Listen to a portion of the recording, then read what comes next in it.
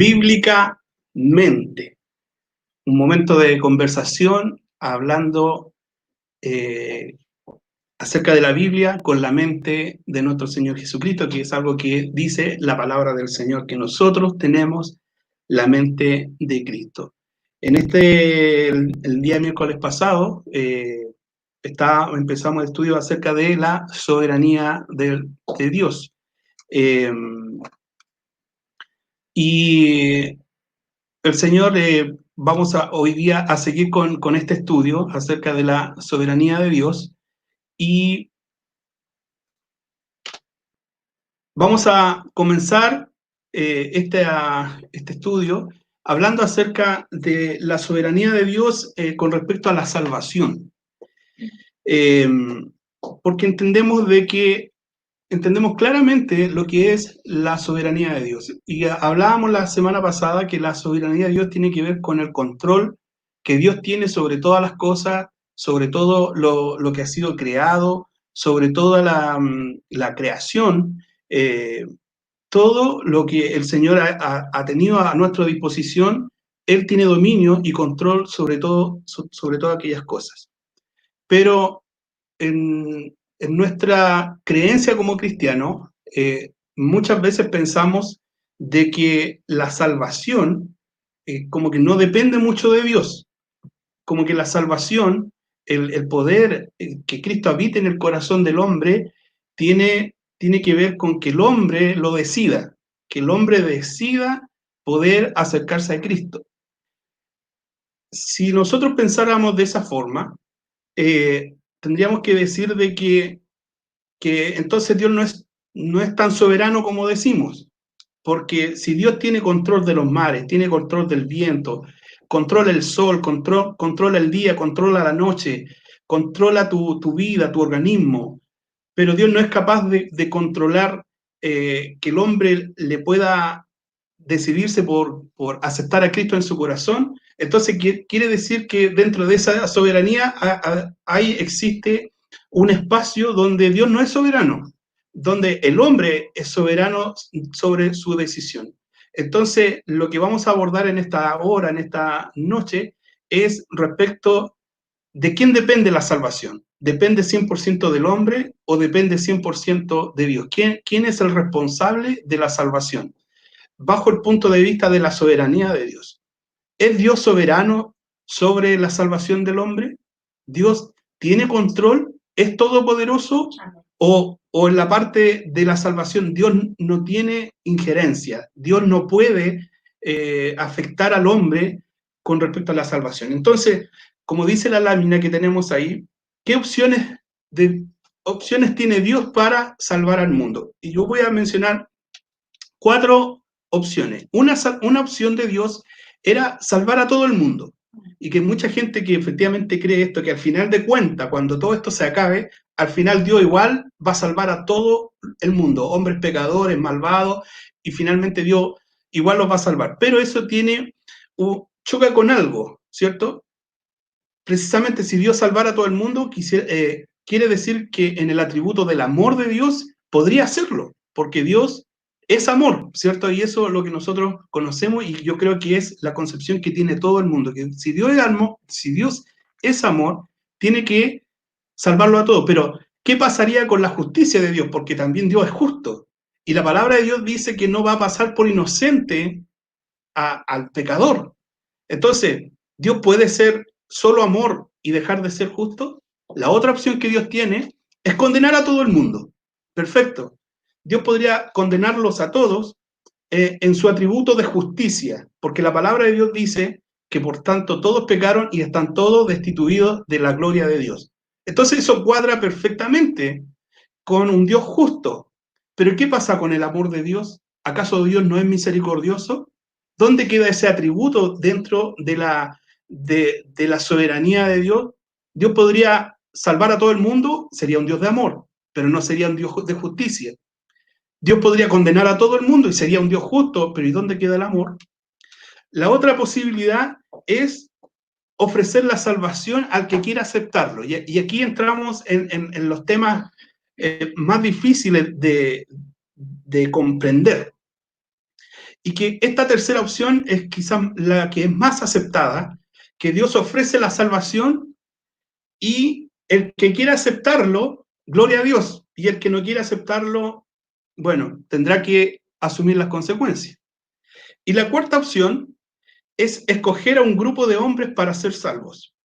Tenemos cuatro opciones: salvar a todo el mundo, condenar a todo el mundo, ofrecer la salvación para el que quiera aceptarlo, o cuarto, escoger a un grupo de hombres para ser salvo. ¿Cuál a usted cree que le hace más sentido? Tal vez usted se queda con la 1, le gustaría que fuera la 1, ¿cierto? Porque independiente de lo que fuésemos, Dios igual nos podría salvar. O tal vez a usted, bueno, la 2 yo creo que a nadie le gustaría que Dios condenara a todo el mundo. Tal vez la 3, que le ofrezcan la salvación y usted es libre de poder decidir si acepta a Cristo o no lo acepta. Y 4, es que Dios haya escogido a un grupo de hombres para ser salvo. No sé cuál es la que a usted le llega más, pero esto no se trata de lo que nosotros pensamos, de lo que nosotros sentimos, se trata de lo que la palabra de Dios dice. Vamos a irnos por la opción 4, que Dios escoja a un grupo de hombres para ser salvos, que Dios sea el que elija. Entonces, surge la pregunta, ¿es posible que Dios elija o escoja? ¿Es posible que Dios haga eso? Entonces, vamos a ver a través de la Biblia algunos ejemplos que hablan de que efectivamente Dios elige, llama y escoge. Vamos a ver si es bíblico que Dios elija y escoja. En Génesis 12:1 nos habla, en ese pasaje, quizá usted lo anota ahí, después usted lo busca, de que habla que Dios llamó a Abraham. No sé si a usted se acuerda. Abraham no andaba buscando a Dios.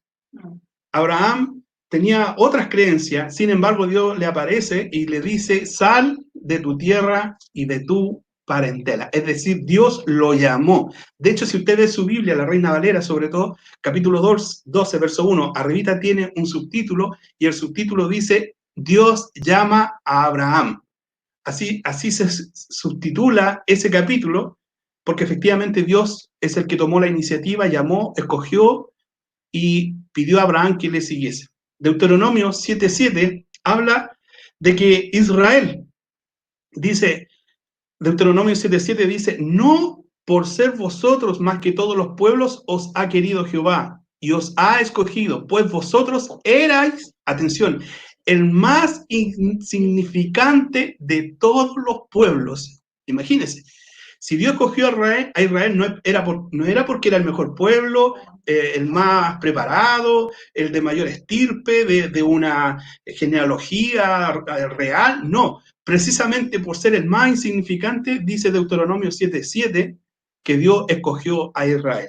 Segunda de Samuel 6:21 habla de que Dios escogió a David. Lucas 6:13 nos habla de que Jesús llamó a sus discípulos.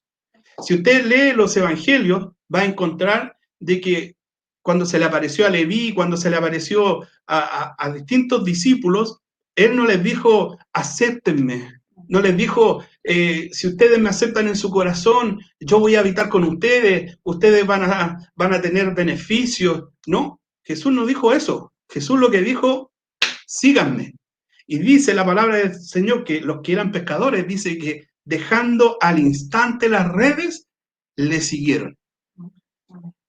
Entonces, si usted ve la postura de Cristo frente a los que él predicaba, no era de pedirle un favor. De hecho, Jesús, cuando en su primer mensaje, si usted busca las primeras palabras de Jesús después que es bautizado y que sale a predicar, Jesús no le pide a la gente, por favor, acéptenme, yo lo ando buscando, yo quiero hacer vida en sus corazones, sino que les dice, arrepentíos y convertíos, porque el reino de los cielos se ha acercado. Amén. Es decir, Jesús no le está pidiendo por favor, no está pidiendo que lo miren con sentimiento, con una emoción, sino que simplemente Él los llama al arrepentimiento, que cambien su forma de pensar.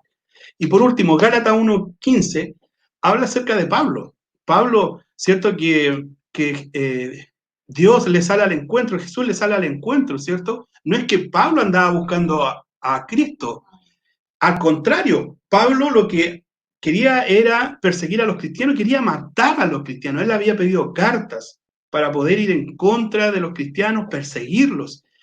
Pablo nadie le predicó, simplemente Jesús se le aparece, ¿cierto? Dice Gálatas 1:15, dice, hablando Pablo, dice, pero cuando agradó a Dios, que me apartó, dice Pablo, desde el vientre de mi madre y me llamó por su gracia. Pablo no se atribuye ningún honor de decir, yo acepté a Cristo, yo era bueno, yo tenía un corazón bondadoso, por eso Jesús me salió al encuentro. De hecho, él dice, de los pecadores, yo soy el primero, es decir, él reconoce su bajeza, aún así dice que le agradó a Dios, fue un gesto de Dios, de amor, que me apartó, dice, desde el vientre de mi madre y me llamó por su gracia. Cristo no le preguntó, Pablo, ¿quieres aceptarme en tu corazón? Pablo, ¿quieres venir tras mí? Sino que él salió y le dijo, dura cosa te es dar cosas contra el aguijón. Mandó a Ananías, Ananías se asustó, sin embargo, todo lo movió el Espíritu Santo de Dios. Por eso vemos entonces, a través de la Biblia, vemos que efectivamente Dios escoge, elige y llama. Y si usted ve a Moisés, si usted ve a Jeremías, si usted ve a tantos hombres, a Noé, todos estos hombres bíblicos que están ahí establecidos, todos fueron llamados por Dios, fueron escogidos por Dios. Entonces, si sucede eso con hombres de la Biblia, si sucede eso con prácticamente todas las personas que conocieron a nuestro Señor Jesucristo y los del Antiguo Testamento que sirvieron a Dios, ¿sucederá hoy lo mismo con la salvación? ¿Será que Dios hizo una acepción con ellos y Dios los llamó a ellos directamente, pero a nosotros nos deja así a la aventura, a ver si nosotros aceptamos o no aceptamos a Cristo en nuestro corazón? ¿O también Dios tendrá misericordia con nosotros para poder llamarnos a su salvación? Vamos a ver. Efesios 1:4 dice, según nos escogió, atención, esto es Nuevo Testamento. Pablo dice, según nos escogió en él antes de la fundación del mundo, para que fuésemos santos y sin manchas delante de él, gloria a Dios. Es decir, ¿quién no escogió? Si esa frase que dice en él antes de la fundación del mundo, podríamos decir, sí, él nos escogió y yo lo acepté, pero dice que esa elección se produjo antes de que se fundara el mundo, en la eternidad. Sabemos que Dios es alfa y omega, es principio y fin. Antes de que el mundo fuese, antes de Génesis 1:1, antes de que se fundara este mundo, en el corazón de Dios, Dios ya te había visto, te había escogido para que fueses santo y sin mancha delante de Él. Gloria a Dios. Qué tremendo. Entonces, yo sé que a lo mejor están surgiendo muchas dudas. Usted va a decir, pero ¿cómo si alguien me predicó el Evangelio y yo acepté a Cristo? Pero hay un propósito en eso. Dios lo permitió antes de la fundación del mundo, Él ya te había escogido. Quizás naciste fuera del Evangelio, no conocías a Dios, pero en la mente de Dios, en el tiempo de Dios, estaba establecido que algún día tú ibas a llegar a los caminos del Señor. Ahora, ¿por qué predicamos entonces? Si Dios ya lo tiene establecido, si Dios ya sabe quiénes van a ser salvos y quiénes no van a ser salvos, ¿para qué predicamos entonces? Es que la palabra de Dios dice también que le agradó a Dios que el evangelio se realizara, o la conversión, por la locura de la predicación. No sé si usted ha escuchado ese texto. Por la locura de la predicación es que somos atraídos. Por eso la palabra de Dios dice que benditos son los pies de los que anuncian el evangelio de la paz. Porque a través de esa predicación Dios hace el llamamiento y trae a los que han de ser salvos. Otra cita, 2 Tesalonicenses 2:13, dice: pero nosotros debemos dar siempre gracias a Dios respecto a vosotros, hermanos amados por el Señor, de que Dios, atención, os haya escogido desde el principio para salvación mediante la santificación por el Espíritu y la fe en la verdad. Gloria a Dios. Vuelvo a insistir, Dios escogió, Dios te eligió, Dios te vio a ti en la eternidad y en su predestinación estaba el hecho de que algún día tú ibas a llegar a los caminos del Señor. Otra cita, ¿sí? Hermanos, si esto es algo que está en muchas partes de la Biblia.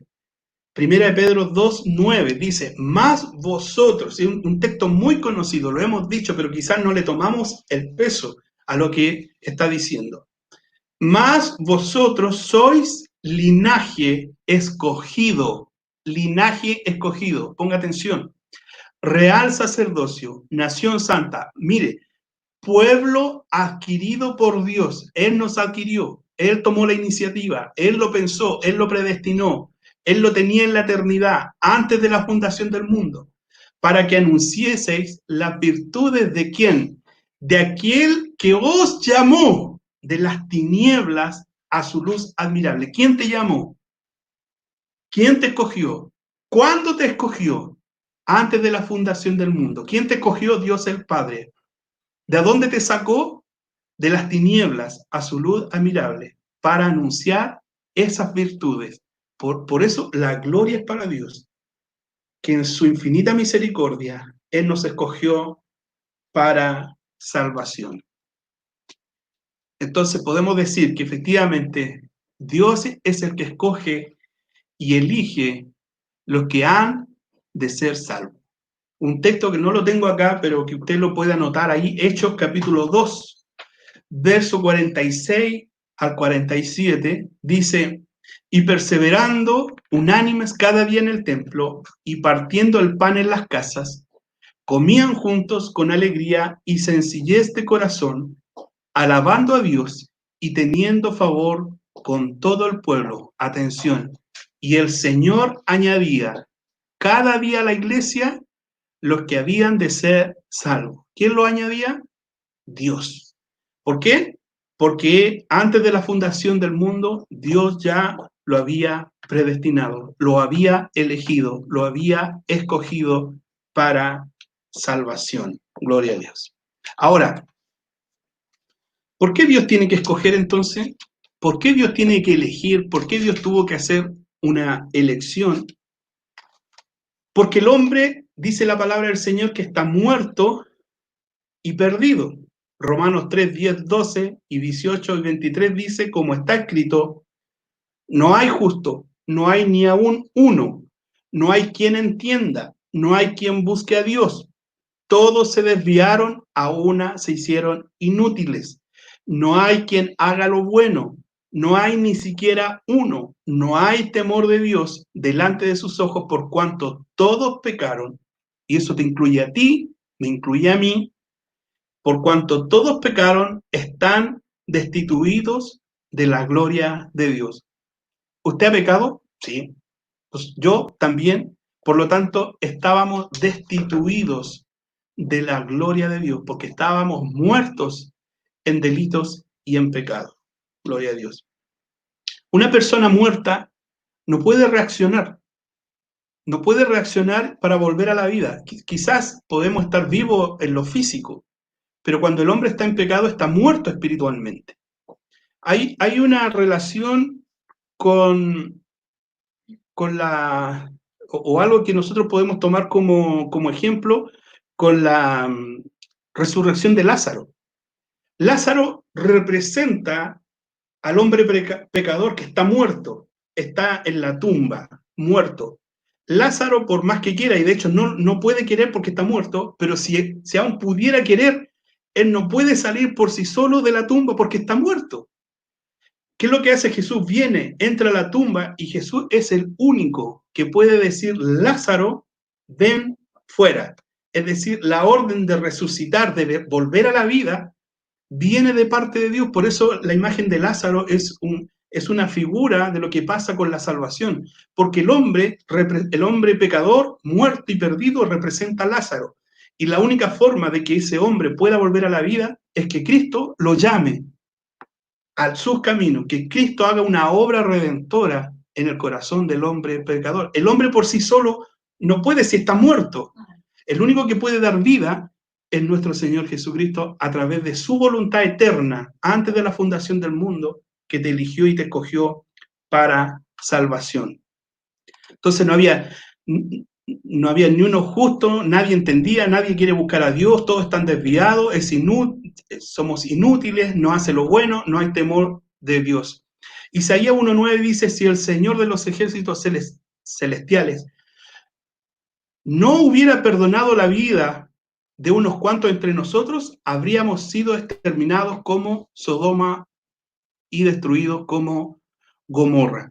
Lucas 16:31 dice, mas a Abraham le dijo, si no oyen a Moisés y a los profetas, tampoco se persuadirán, aunque alguno se levante de los muertos. Es decir, si Cristo no hace un convencimiento de pecado a través del Espíritu Santo en el corazón del hombre muerto, es imposible que el hombre muerto, espiritualmente hablando, pueda querer estar con Dios. Porque no entiende, porque está desviado, porque es un inútil, porque no entiende las cosas espirituales. La única forma que lo pueda hacer es que Cristo venga a habitar en el cuerpo y en el espíritu de aquel hombre. ¿Por qué Dios tiene que escoger? Segunda razón, porque el hombre no puede agradar a Dios. No puede agradar a Dios. Dice Romanos 8, del 7 al 8, por cuanto los designios de la carne son enemistad contra Dios, porque no se sujetan a la ley de Dios, ni tampoco pueden.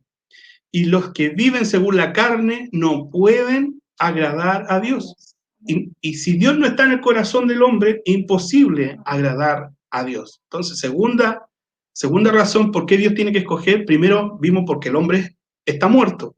Segunda, porque no puede agradar a Dios por sí solo. Porque los designios de la carne son constantemente hacer el mal. Gloria a Dios. Tercera razón, porque el hombre natural no entiende lo espiritual. Porque el hombre natural no entiende lo espiritual. 1 Corintios 2:14 dice, pero el hombre natural no percibe las cosas que son del Espíritu de Dios, porque para él son locura, y no las puede entender porque se han de discernir espiritualmente. Entonces, una persona pecadora sin Cristo, usted le habla de Dios y para él es una locura. Es algo irracional, no tiene sentido. La única forma que el hombre, cuando se le predica el Evangelio, la única forma que pueda entender las cosas espirituales es que Dios haga una obra en su corazón. Hay muchos pasajes de la Biblia que no los tengo acá anotados, pero viene a mi mente lo que pasó, por ejemplo, cuando Jesús iba camino a Emaús. No sé si usted se acuerda de ese pasaje. Dice que iban estos hombres con Jesús y no le reconocieron. Y dice que caminaron y caminaron. De hecho, estos hombres se sorprendieron de cómo Jesús no tenía idea de todo lo que había pasado. Y estuvieron con él, ¿cierto? Comieron, etcétera.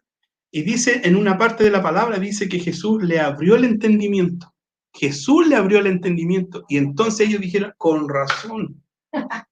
razón nos ardía el espíritu.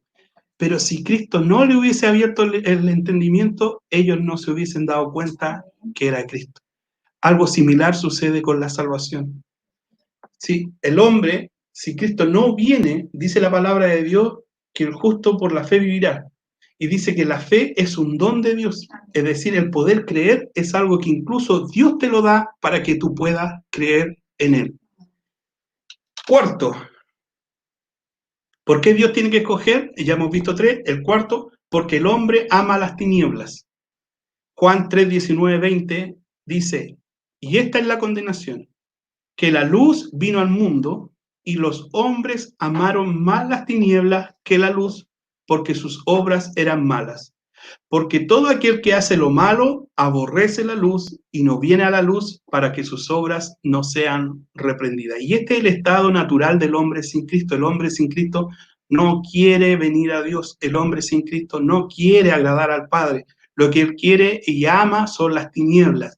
La única forma de que esa persona salga de las tinieblas es que Cristo haga una obra redentora en el corazón del hombre.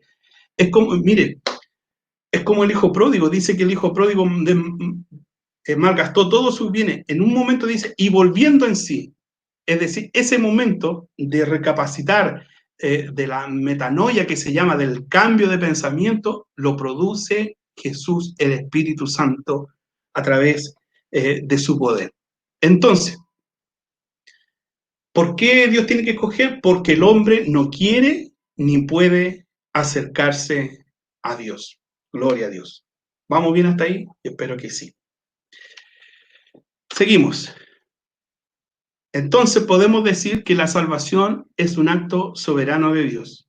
Hay dos versos ahí, Juan 6, 44, que dice, Jesús les decía a los fariseos que ninguno puede venir a mí si el Padre que me envió no le trajere, y yo le resucitaré en el día postrero. Juan 6, 44. Eso es lo que acabamos de leer. Este es el texto, no sé si usted se acuerda, cuando los discípulos dijeron, dura es tu palabra. ¿Se acuerdan de ese texto, 6:44? Mire, dice Juan 6:39. Y esta es la voluntad del Padre, el que me envió, que todo lo que me diere, no pierda yo nada, sino que lo resucite en el día postrero. Y esta es la voluntad del que me ha enviado, que todo aquel que vea al Hijo y cree en él tenga vida eterna, y yo le resucitaré en el día postrero. El verso 65, que es lo que está ahí, dice, y dijo, por eso os he dicho que ninguno puede venir a mí si no le fuere dado por el Padre. Y el verso 60, Juan 6:60 dice, al oír muchos de sus discípulos dijeron, dura es esta palabra, ¿quién la puede oír? Cuando está diciendo dura esta palabra, si usted lo ve en las distintas traducciones, no es que Jesús le haya estado hablando, lo haya estado regañando, retando, sino que ellos no podían entender de que Dios fuera el que atrae a las personas hacia Él. Entonces ellos dijeron, esto no puede ser.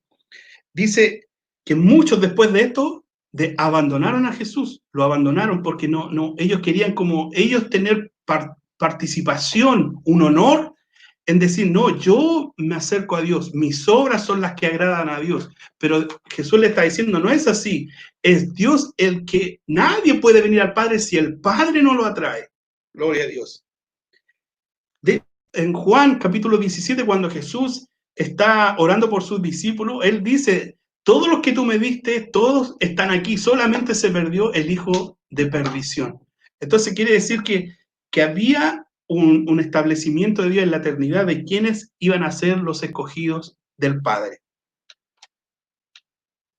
Efesios 1, 4-6 dice, según nos escogió en él antes de la fundación del mundo, lo que leíamos al principio, pero ahora está más ampliado, para que fuésemos santos y sin mancha delante de él, en amor, habiéndonos predestinados para ser adoptados hijos suyos por medio de Jesucristo, según el puro afecto de su voluntad para alabanza de su gloria, con el cual nos hizo aceptos en el amado. ¿Cuál es la razón de que Dios te escogió? Solamente su afecto, su puro afecto, el afecto de su voluntad, el amor en su eternidad. Él te escogió para salvación. ¿Por qué lo hizo? No era porque tú eras más bueno, porque tenías más plata, porque tenías un apellido, porque tenías una educación, no, porque estábamos muertos en delitos y en pecados. Pero dice que Dios, por el puro afecto de su voluntad, nos escogió a ti y a mí, porque a Él simplemente le plació. Romanos 9, al finalizar, dice, yo tendré misericordia del que quiera tener misericordia. Me compadeceré de quien yo quiera compadecerme. Leíamos la semana pasada, el barro le dirá al alfarero, ¿por qué me hiciste así? En ninguna manera. Alguien le preguntará a Dios por qué hace las cosas así. Es el misterio de Dios. Jesús, cuando estuvo con Nicodemo, le dice, tú ves el viento que no sabes de dónde vienen ni a dónde va, así son los que son llamados, los que son renovados. No se sabe cómo se produce la salvación, no sabemos cómo se produce ese cambio, solamente sabemos que se hace. Entonces, maravilloso es Dios que nos ha escogido para esta salvación tan grande. Avanzamos. 2 Corintios 4:6 dice, porque Dios, atención, dice, que mandó. ¿Quién lo mandó? Dios. Dios mandó que de las tinieblas resplandeciese la luz, es el que resplandeció en nuestros corazones para iluminación del conocimiento de la gloria de Dios en la faz de Jesucristo. Es decir, Dios permitió, Dios mandó que en medio de todas estas tinieblas a nosotros nos resplandeciese la luz para que iluminase nuestros corazones con el conocimiento de la gloria de Dios. Es decir, Él resplandeció en nuestros corazones que estaban en tinieblas para que nosotros pudiésemos conocer las maravillas de nuestro Dios. Gloria a Dios. La salvación es algo maravilloso que está a nuestro favor de poder saber que somos escogidos para salvación. A la vez, tenemos una responsabilidad como cristianos, porque tampoco podemos decir Dios me escogió, me eligió, por lo tanto yo voy a hacer mi vida mundana, llena de pecado. No, porque cuando Dios llama al hombre, lo convierte y dice que el hombre ahora aborrece el pecado. Y lo que quiere, lo que la palabra de Dios dice, que he aquí, los que están en Cristo son nuevas criaturas. Todas las cosas viejas pasaron, he aquí Jesús la hace todas nuevas. Y nos habla la Biblia de que nosotros debemos llegar a la estatura de un varón perfecto. Entonces, la santificación también es algo que se empieza a producir cuando Cristo viene a nuestra vida. Es un anhelo del cristiano, del que está en Cristo. El anhelo es poder agradar a Dios. Así que si tú eres cristiano, si Cristo está en tu corazón, nosotros no tenemos mérito. Todo lo ha hecho el Señor. Él nos dio el espíritu de arrepentimiento, nos dio la fe, nos convirtió, nos regeneró, nos lavó, nos limpió. Romanos 8 habla acerca de que fuimos predestinados, fuimos llamados, fuimos justificados y seremos glorificados también cuando Cristo venga. Entonces, todo lo ha hecho Dios. Nosotros solamente necesitamos servirle. Así que espero que esto quizás en pocos minutos es difícil de poder entender a ciencia cierta, pero espero que te sea de mucha bendición.